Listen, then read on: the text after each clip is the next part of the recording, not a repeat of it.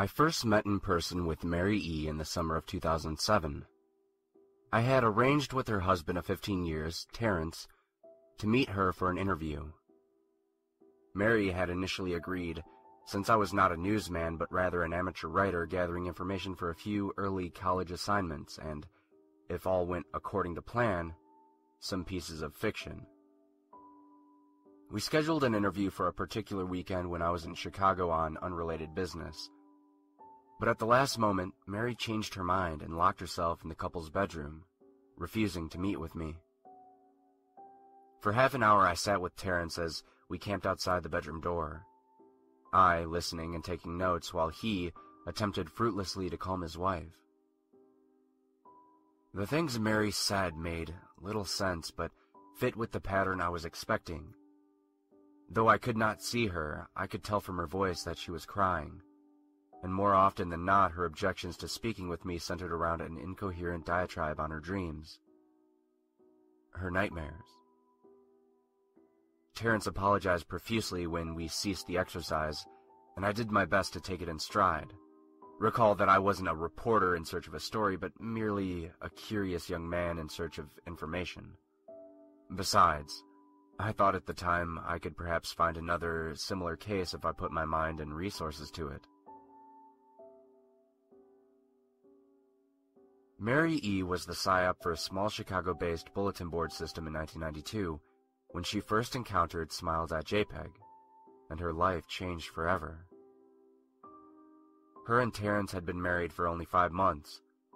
Mary was one of an estimated 400 people who saw the image when it was posted as a hyperlink on the BBS, though she is the only one who has spoken openly about the experience. The rest have remained anonymous or are perhaps dead. In 2005, when I was only in 10th grade, Smile.jpg was first brought to my attention by my burgeoning interest in web-based phenomena. Mary was the most often cited victim of what is sometimes referred to as Smile.dog, the being Smile.jpg is reputed to display. What caught my interest, other than the obvious macabre elements of the cyber legend and my proclivity towards such things, was the sheer lack of information. Usually to the point that people don't believe it even exists other than as a rumor or a hoax. It is unique because, though the entire phenomenon centers on a picture file, that file is nowhere to be found on the internet. Certainly, many photo-manipulated simulacra litter the web, showing up with the most frequency on sites such as the image board 4chan, particularly the X-focused paranormal subboard. It is suspected these are fakes because they do not have the effect the true Smile.jpg is believed to have, namely, sudden onset temporal lobe epilepsy and acute anxiety. This purported reaction in the viewer is one of the reasons the phantom-like Smile.jpg is regarded with such disdain, since it is patently absurd, though, depending on whom you ask, the reluctance to acknowledge Smile.jpg's existence might be just as much out of fear as it is out of disbelief. Neither Smile.jpg nor Smile.dog is mentioned anywhere on the Wikipedia, though the website features articles on such other, perhaps more scandalous shock sites as Hello.jpg or Two Girls One Cup. Any attempt to create a page pertaining to Smile.jpg is summarily deleted by any of the encyclopedia's many admins. Encounters with Smile.jpg are the stuff of internet legend. Mary E.'s story is not unique.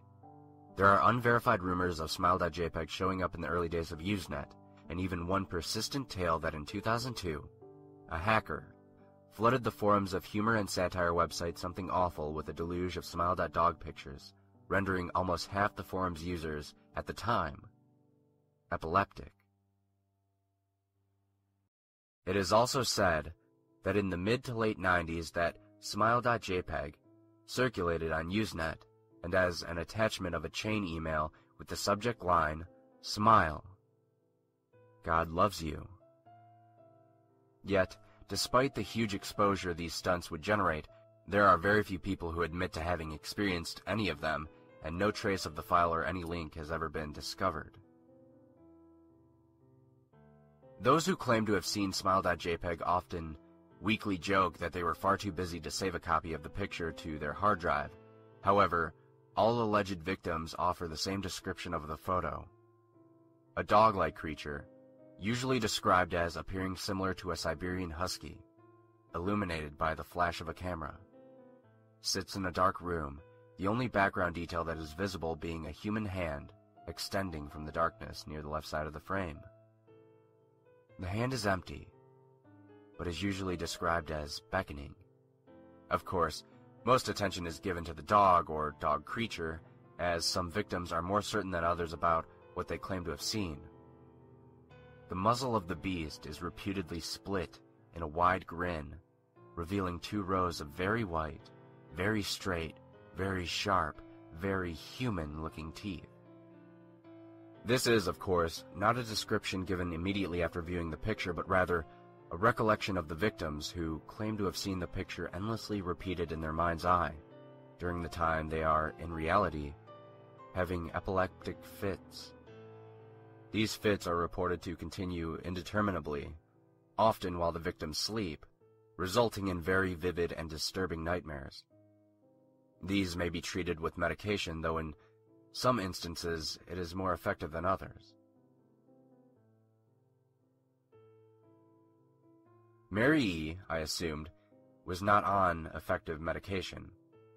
That was why, after my visit to her apartment in 2007, I sent out feelers to several folklore and urban legend-oriented news groups, websites, and mailing lists, hoping to find the name of a supposed victim of Smile.jpg who felt more interested in talking about his or her experiences.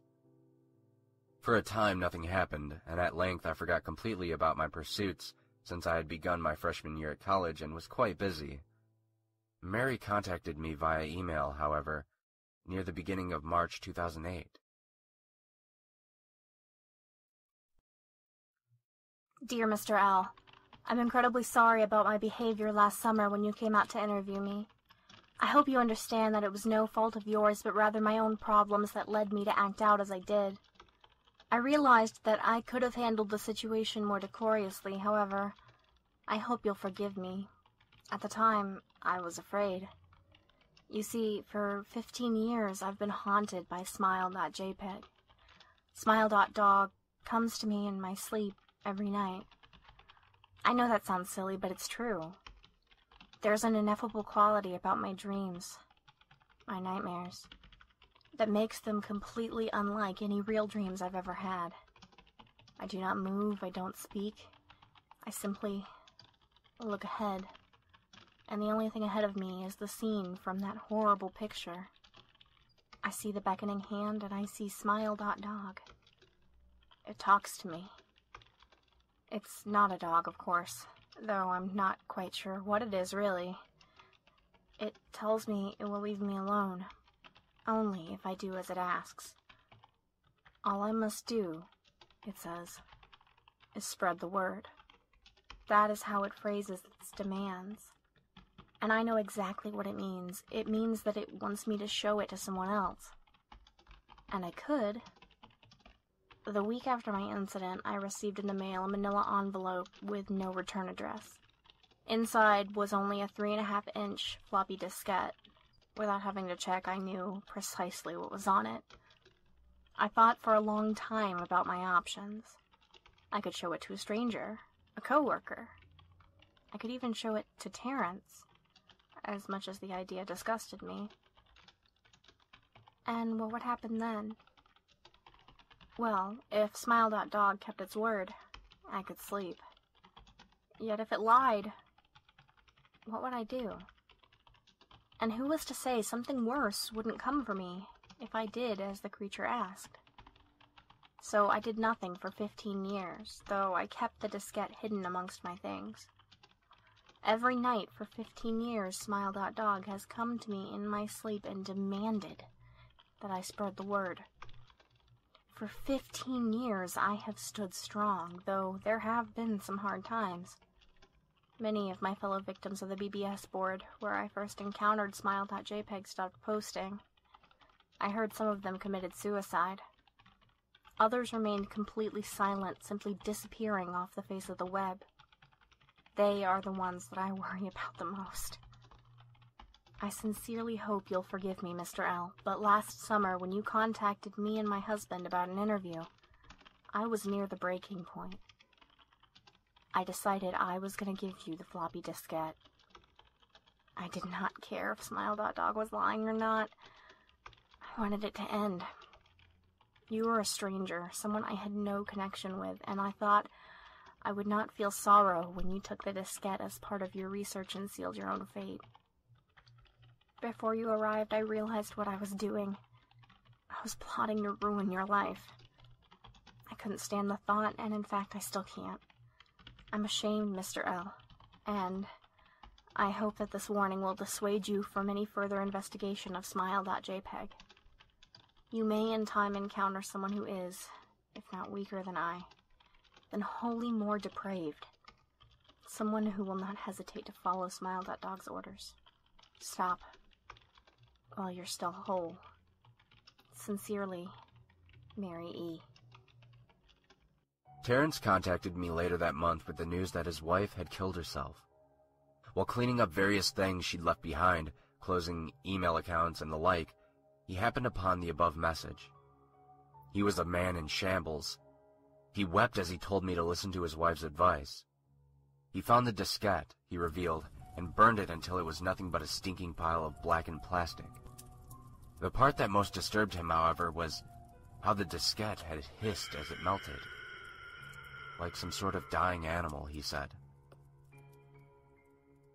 I will admit that I was a little uncertain about how to respond to this. At first I thought it was perhaps a joke, with the couple blatantly playing the situation in order to get a rise out of me.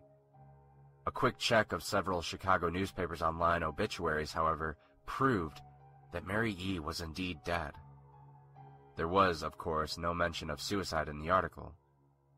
I decided that, for a time at least, I would not further pursue the subject of Smile.jpg, especially since I had finals coming up at the end of May. But the world has odd ways of testing us. Almost a full year after I'd returned from my disastrous interview with Mary E., I received another email. Hello. I found your email address to a mailing list. Your profile said that you're interested in Smile.dog. I have saw it. It is not as bad as everyone says. I have sent it to you here. Just spreading the word. The final line chilled me to the bone. According to my email client, there was one file attachment called, naturally, Smile.jpg. I considered downloading it for some time. It was most likely a fake, I imagined, and even if it weren't, I was never wholly convinced of Smile.jpg's particular powers. Mary E.'s account had shaken me, yes, but she was probably mentally unbalanced anyway. After all, how could a simple image do what Smile.jpg was said to accomplish? What sort of creature was it that could break one's mind with only the power of the eye? And if such things were patently absurd, then why did the legend exist at all? If I downloaded the image, if I looked at it, and if Mary turned out to be correct, if Smile.dog came to me in my dreams demanding I spread the word, what would I do? Would I live my life as Mary had, fighting against the urge to give in until I died?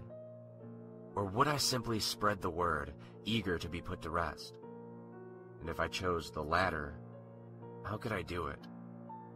Whom would I burden in turn?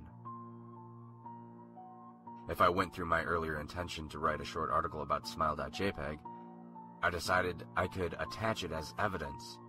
Anyone who read the article, anyone who took interest, would be affected. And even assuming the Smile.jpg attached to the email was genuine, would I be capricious enough to save myself in that manner? Could I spread the word? Yes. Yes, I could.